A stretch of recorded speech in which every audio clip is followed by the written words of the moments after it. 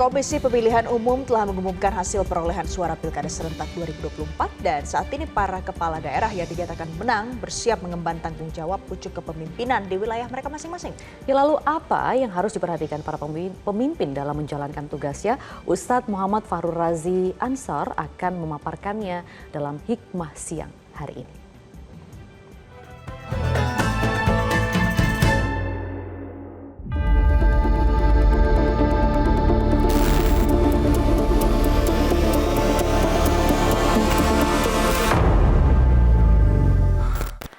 Ya, Assalamualaikum warahmatullahi wabarakatuh. Kembali di Hikmah Siang, pemirsa. Dan saat ini saya sudah bersama dengan Ustadz Fahru Razi Ansor. Assalamualaikum. Waalaikumsalam warahmatullahi wabarakatuh. Agak kareba Ustadz. Alhamdulillah. Luar biasa, kita di Masjid 99 Kuba ya. Masya Allah, ikon. Ya, ikon Kota Makassar, ya, pemirsa. Dan kita akan membahas terkait menanggapi hasil pengumuman rekapitulasi suara Pilkada Serentak. Seperti kita ketahui, sudah keluar hasilnya, ada ratusan kepala daerah yang akan siap memimpin wilayah di Indonesia, Ustadz. Dan tentu saja ratusan kepala daerah ini akan mengemban tanggung jawab yang besar untuk daerahnya. Nah, menurut Ustadz sendiri, tanggung jawab yang harus diemban bagi paslon yang dinyatakan menang menjadi kepala daerah itu seperti apa, Ustadz? Baik, Alhamdulillah, wassalatu wassalamu ala rasulullah ba'd.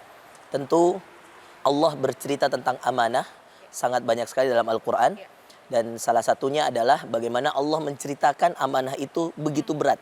Sampai Allah mengatakan, Inna aratnal amanata ala samawati wal ardi wal jibal.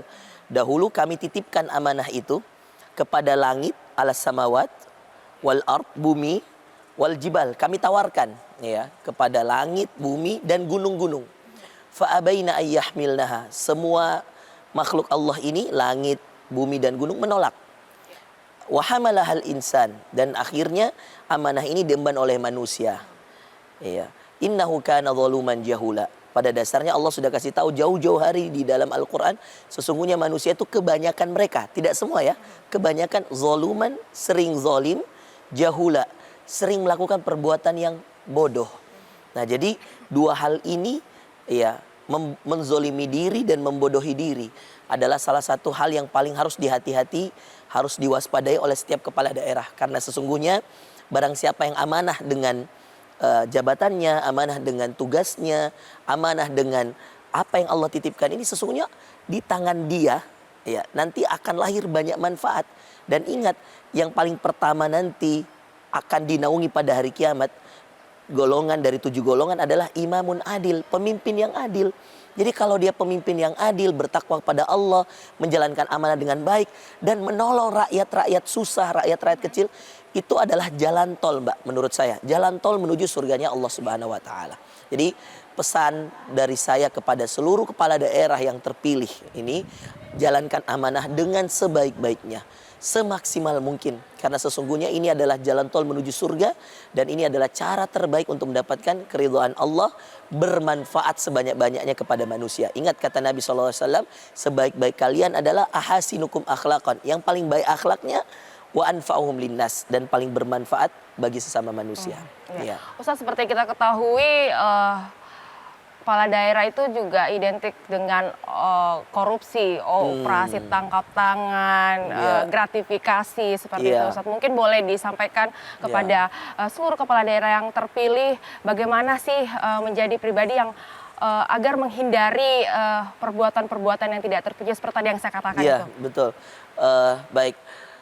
Bagi kepala daerah yang muslim tentunya ya, ini yang beragama Islam dulu ya, saya sapa, bahwa pertama ingat, dalam agama kita, kama tadinu tudan, sebagaimana kamu melakukan sesuatu, kamu akan dibalas dengan itu. Jadi percayalah, tidak akan ada baiknya kalian melakukan hal-hal yang tidak baik untuk daerah kalian, karena itu akan berlaku, berefek ya, pembalasan itu kepada keluarga kalian. Berapa banyak, mohon maaf sekali, pejabat-pejabat yang sudah tertangkap, baik OTT dan korupsi dan seterusnya. Apa yang kemudian akhirnya mereka sesali? Anak-anak mereka, keluarga mereka, hidup sosialnya jadi tidak nyaman. Hidup sosialnya menjadi pembincangan orang. Itu karena kelakuan seorang bapak atau seorang ibu yang menjadi pejabat. Jadi perhatikan baik-baik bagi saudaraku muslim yang menjadi kepala daerah, tolong kaidah ini masukkan dalam hati kita. Ini sabda Nabi SAW. Sebagaimana kamu melakukan sesuatu, kamu akan dibalas dengan sesuatu itu. Kalau kamu berbuat baik, ayatnya hal jazaul ihsan illal ihsan. Apakah ada balasan dari orang yang berbuat baik? Kecuali pasti Allah siapkan balasan kebaikan juga. Contohlah pejabat-pejabat yang Masya Allah 10 tahun dia menjabat, dia turun dengan baik-baik, jadi omongan baik-baik, setiap kali jalannya mulus, orang selalu bilang, oh ini zaman gubernur ini zaman wali kota ini, kamu akan dikenang dengan kebaikan. Tapi kalau kamu berbuat jahat, kamu akan dikenang dengan keburukan, dan itu akan berbahaya bagi keluargamu. Nah, bagi yang non-muslim, atau mungkin saudara-saudara kami yang setanah air, yang mungkin berbeda agama dengan saya, sama. Saya kira semua agama menganggap hal yang sama, bahwa mencelakakan orang, mengambil uang yang tidak haknya, itu adalah kesetaraan yang harus dijaga. Bahwa setiap orang punya hak untuk mengamankan hak-hak orang lain. Dan saya kira di setiap agama sama, bahwa mereka harus menghargai mana haknya dan mana hak orang lain, ya kan? Apalagi ini berkaitan dengan uang negara, ya. Saya kira itu adalah bagian daripada nasihat saya pada seluruh pejabat daerah, baik muslim maupun non muslim, sama-sama kita saling menjaga. Nasihat saya saling bermuhasabah diri, introspeksi diri. Jangan sampai ketika kemudian Anda melakukan sesuatu hanya gara-gara uang 10 miliar, 20 miliar, 50 miliar, Anda akan diomongi sampai Anda meninggal. Dan itu akan jadi catatan sejarah. Nauzubillah min dzalik.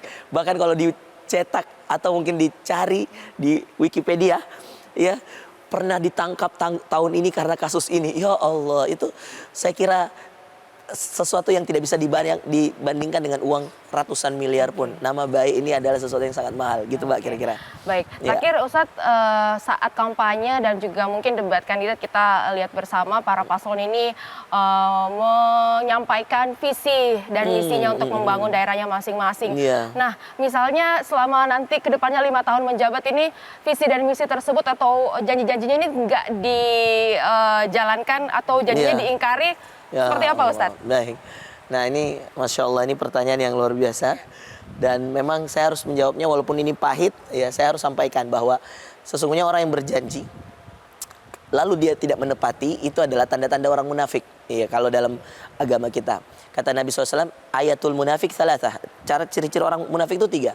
Idza hadatsa kadzaba. Kalau dia bicara, dia bohong. Wa idza wa'ada akhlafah. Kalau dia berjanji, dia ingkar. Wa idza tumina khana. Kalau dia dipercaya, dia khianat. Bicara bohong, berjanji ingkar, dipercaya dia khianat.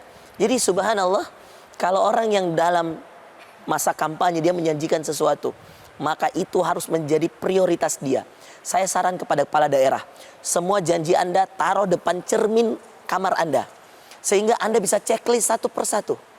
Sehingga itu menjadi tanggung jawab pribadi Anda dan tanggung jawab nanti kabinet Anda atau nanti seluruh kadis-kadis Anda. Anda akan memonitor itu. Jangan sampai Anda menganggap janji itu hal yang biasa. Ingat, setiap orang yang berjanji akan ditagih, tidak hanya di dunia, tapi di akhirat akan ditagih oleh Allah Subhanahu wa taala apa yang telah dia sampaikan dan apa yang telah dia janjikan. Lagi pula, mohon maaf Pak Kepala Daerah, Ibu Kepala Daerah, lagi pula kalau Anda menepati janji, toh yang keluar bukan uang Anda. Itu uang negara. Toh yang keluar bukan uang pribadi Anda, itu uang daerah. Sebenarnya orang yang berjanji ini gampang sekali kalau dia kepala daerah. Tunaikan saja. Apa yang membuat Anda gagal menepati janji? Kadang-kadang karena hawa nafsu, syahwat, ketamakan dunia, rakus dunia, akhirnya membuat Anda, nggak apa-apa, janji ini nggak apa-apa, nggak dipenuhi. Karena Anda butuh ketamakan dunia yang banyak, memperkaya diri dan seterusnya, naudzubillah.